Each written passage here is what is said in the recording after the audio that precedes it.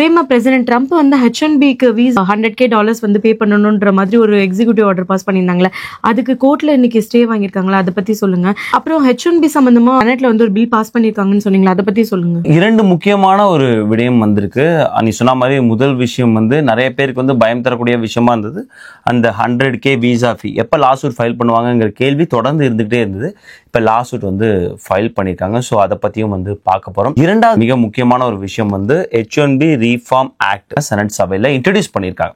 Right. So ரொம்ப முதற்கட்டத்திலாம் இருக்காது, நிறைய படிகள் தாண்டி போனோம். பட் என்ன விஷயம் அந்த பில்லுல இருக்கு அப்படிங்கிறது அது விவாதத்துக்கு உட்பட்டது. ஸோ அதை பத்தி தெரிஞ்சுக்க வேண்டிய நிறைய விஷயங்கள் நம்ம தெரிந்து கொள்ள வேண்டிய விஷயமா இன்னைக்கு வீடியோல இருக்க போது. வாங்க வீடியோக்குள்ள போகலாம். எப்பயுமே நான் என்னோட இன்வெஸ்ட்மெண்ட் போர்ட்ஃபோலியோ எப்படி பிளான் பண்ணுவேன்னா, எல்லாத்தையும் தூக்கி ஸ்டாக்ஸ்ல போடாம லோ ஆர் மீடியம் ரிஸ்க் அசட்ஸுமே கொஞ்சம் வச்சுப்பேன். அப்படி பார்க்கும்போது ஏகான்ஸ் வந்து எனக்கு மிகப்பெரிய ஒரு ஹெல்ப்ஃபுல்லான ஒரு பிளாட்ஃபார்மா நான் பார்க்குறேன்.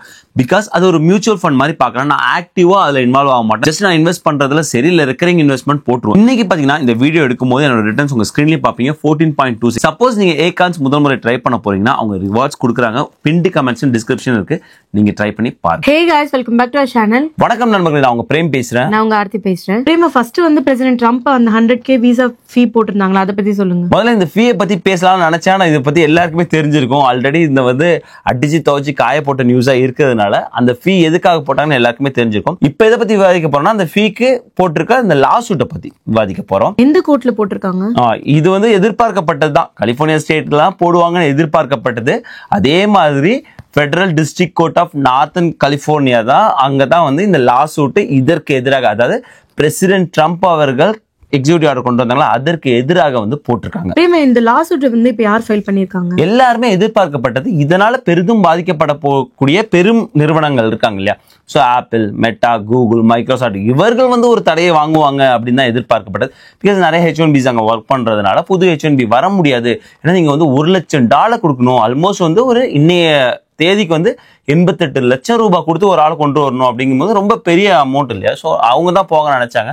அவர்கள் நினைப்புக்கு மாறாக வந்து ஹெல்த் கேர்லேருந்து போயிருக்காங்க. மிக முக்கியமாக health care staffing business and labour union தான் வந்து இந்த லாசூட்டை ஃபைல் பண்ணியிருக்காங்க. அவங்க தான் வந்து கோர்ட்ல வந்து பல வாதங்களை வந்து வச்சிருக்காங்க. என்ன மாதிரியான வாதங்கள்லாம் அதில் வச்சிருந்தாங்க? மிக முக்கியமான விஷயம் என்ன சொல்றாங்கன்னா வந்து பிரசிடென்ட் அவர்கள் வந்து தனக்குரிய பவர் வந்து அளவுக்கு அதிகமாக பயன்படுத்துறாங்க. ஏன்னா இந்த மாதிரி விஷயங்கள் வந்து என்ன பண்ணிருக்கணும், இரு அவைகளையும், அதாவது செனட் அவைகளையும் சரி இல்லைன்னா ஹவுஸ் ஆஃப் ரெப்ரசன்டேட்டிவ் ரெண்டுத்துலையுமே வந்து போய் ஒரு ஓட்டெடுப்பு நடந்து அது வந்து ஒரு லாவா மாறி இருக்கணும். அல்லது ஒரு பாலிசி சேஞ்சஸா கொண்டு வந்தீங்கன்னா அதை வந்து ஃபெடரல் ரிஜிஸ்டர்ல மக்களோட கருத்து கேட்புக்கு 60 நாள் விட்டுட்டு மக்களோட கருத்து என்ன இருக்கோ அதை கொண்டு நீங்க சேஞ்ச் பண்ணி கொண்டு வரணும். அப்படிலாம் இல்லாம ஒரு ஆர்டரை போட்டுட்டாங்க. அந்த ஆர்டர் போட்ட வேகத்துக்கு வந்து என்ன செய்யறதுன்னே தெரியல. பல எம்ப்ளாயிஸ் என்ன சொன்னாங்கன்னா உடனே வந்து எம்ப்ளாயிஸ்க்கு வந்து திரும்ப வந்து யூஎஸ்க்கு வாங்க, நீங்க வெளில இருந்தீங்கன்னா சொன்னாங்க. ஏன்னா யாருக்கு அது அப்ளிகபிள் ஆகுங்கிறதே கன்ஃபியூஸா இருந்தது. அப்படி இருக்கும்போது திரும்ப ஒரு சேஞ்ச் கொண்டு வந்தாங்க அதுல. அதாவது நீங்க எக்ஸிஸ்டிங் H1Bக்கு பிரச்சனை இல்லை, புதுசா H1B போடுறவங்களுக்கு தான் அப்படிங்கிற மாதிரி நிறைய சேஞ்சஸ் வந்து அதுக்கு பிறகு கொண்டு வந்தது. ஸோ அந்த ஆர்டரே வந்து ரொம்ப கிளீனா இல்லை. மிக முக்கியமா ஆப்வியஸா ஹெல்த் கேர்லேயும் போனதுனால அவங்க செக்டர் வந்து பெரிதும் பாதிக்கப்படக்கூடிய ஒரு செக்டரா இருக்கு அப்படிங்கிற மாதிரி நிறைய வாதங்கள், எக்கச்சக்க வாதங்கள் வச்சிருக்காங்க. இன்னும் சொல்ல போனா இன்னும் இந்த மாதிரி லாசூட்ஸ் நிறைய கவர்மெண்ட்டுக்கு எதிராக ஆல்மோஸ்ட் 400க்கும் மேற்பட்ட லாசூட்ஸ்கள் வந்து ஃபைல் பண்ணியிருக்காங்களாம். ஸோ எக்கச்சக்கமான நிறைய எக்ஸிக்யூட்டிவ் ஆர்டர் வருது இல்லையா.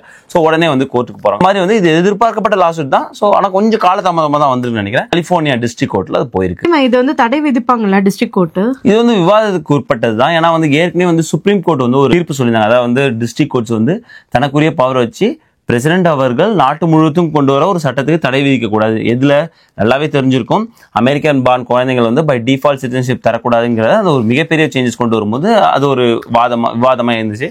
ஆனா அந்த தீர்ப்பு கொடுத்த பிறகும் ஒரு மேரிலாண்ட் டிஸ்ட்ரிக்ட் கோர்ட் நினைக்கிறேன் ஒரு தடையை வந்து விதிச்சாங்க அந்த ஒரு விஷயத்துக்கு. ஸோ அதனால வந்து இது வந்து தடை விதிப்பாங்களா என்னங்கிறது வந்து போக போதான் தெரியும். ஆனால் மேக்சிமம் வந்து ஒரு கேள்வி கேட்க ஒரு இடைக்கால தடை விதிச்சு எனக்கு நிறைய கொஸ்டின்ஸ் இருக்கு. இப்போ இவங்க வந்து ஒரு 10 கொஸ்டின்ஸ் 20 கொஸ்டின் கொடுக்கணும், அதுக்கான சரியான தீர்வை கொடுங்க அப்படின்னு கவர்மெண்ட் போயிருக்கு ஒரு இடைக்கால தடையா.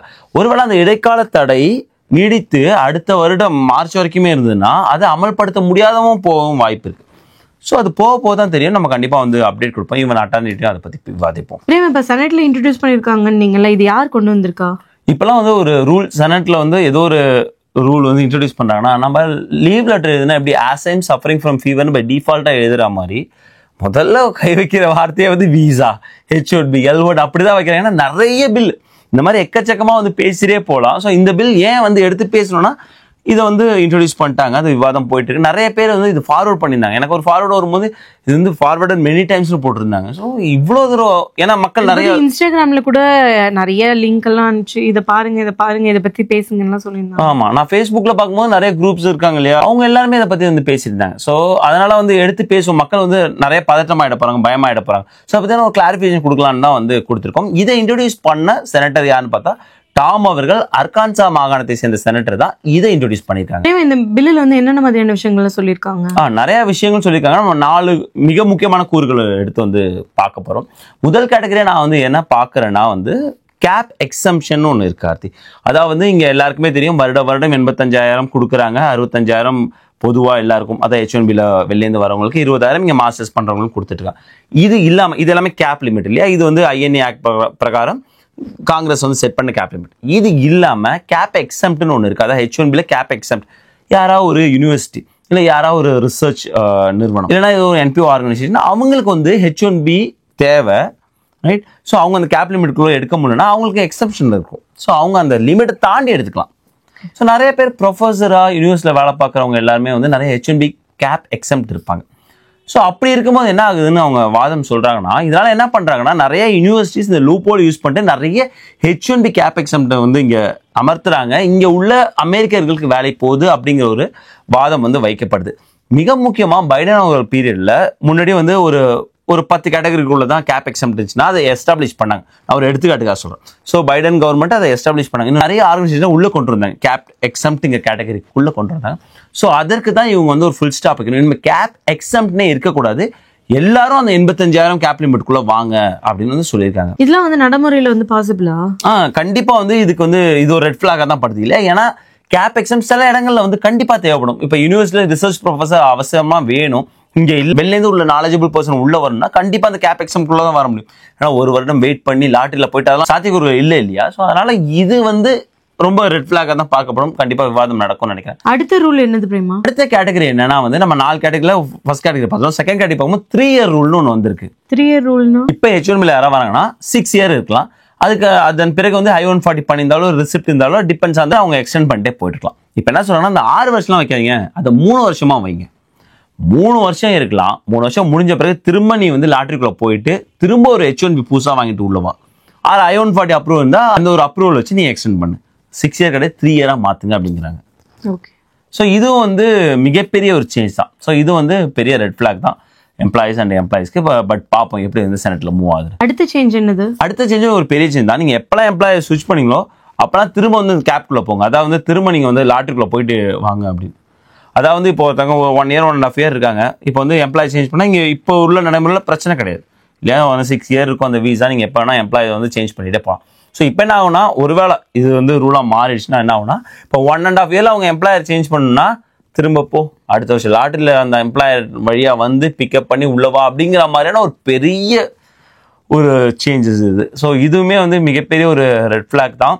கண்டிப்பாக வந்து இதுவும் எப்படி வந்து செனட்ல மூவ் ஆன்னு தெரியல, அது விவாதம் போகும்போது தான் தெரியும். அடுத்த கேட்டகரி என்ன சொல்லுங்க, இன்டர்னல் லூப் ஹோல்ஸ் நிறைய விஷயம் இருக்கு. ஸோ அதெல்லாம் வந்து தீர்க்கணும் அப்படிங்கிறாங்க. இன்னும் நிறைய இருக்கு. இதான் மெயின் 4 கேட்டகரிஸா சொல்லியிருக்காங்க. ஏன் வந்து சுருக்கமா பார்த்தோம்னா இன்னும் இது போக வேண்டிய தூரம் நிறைய இருக்கு. இதுன்னு ஒரு செனட்டருக்கு வந்து முட்டுக்கட்டை போடலாம், ஏன்னா ஃபிலிபஸ்டர் ரூல் இருக்கு இல்லையா. அதன் பிறகு அவருக்கு ஏற்ற மாதிரி மாற்றம் செய்யப்படலாம். ஸோ அதனால நிறைய வந்து சேஞ்சஸ் இருக்கும்னு நினைக்கிறேன்.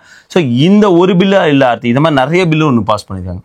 இன்னொரு பைபார்ட்டிஷன் பில் கூட பாஸ் பண்ணியிருக்காங்க. ஸோ அதை பத்தி பேசினா இன்னும் நிறைய நேரம் தேவைப்படும். இன்னும் நிறைய விஷயங்கள் அதுல, அதாவது வந்து சாத்தியமே இல்லாத விஷயங்கள் எல்லாமே அதுல இருக்கு. H1B பத்தி இருக்கு, L1 பத்தி இருக்கு, இந்த மாதிரி பேசிட்டே போகலாம். பட் இது வந்து நிறைய ஃபாலோ பண்ணி நிறைய பேர் வந்து ஐயோ 3 இயர்ஸ்ல என்ன ஆகும், இல்லை எம்ப்ளாயி ஸ்விட்ச் பண்ண என்ன ஆகும், நிறைய ஒரு விவாதம் போறதுனால அதை பத்தியான ஒரு வீடியோ பார்த்தேன். ஐ ஹோப் உங்களுக்கு இந்த வீடியோ யூஸ்ஃபுல்லா இருக்கும்னு நினைக்கிறேன். மறக்காம நம்ம சேனல் லைக் பண்ணுங்க, ஷேர் பண்ணுங்க, சப்ஸ்கிரைப் பண்ணுங்க. மறக்காம அந்த பெல் ஐக்கனை தட்டி விட்டு போங்க. தேங்க்ஸ் ஃபார் வாட்சிங் திஸ் வீடியோ ஃப்ரெண்ட்ஸ். நன்றி.